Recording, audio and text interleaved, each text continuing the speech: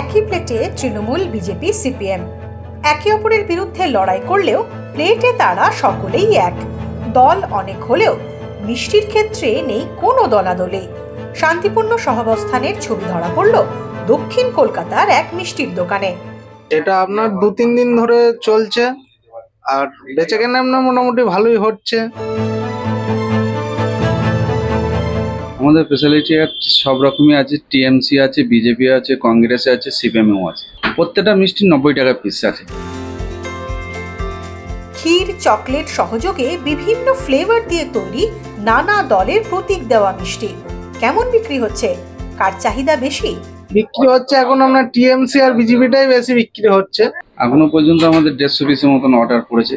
এটা first time দেখে যেটা মনে হচ্ছে যে প্রথম জিনিস যে কালকে ভোটের রেজাল্ট, যাতে ভোটের রেজাল্টটা সবার জন্য মিষ্টি মধুর হয়, তো এটাই ফার্স্ট জিনিস দেখে যেটা মনে মানে this is the first impression that I am getting from this mill.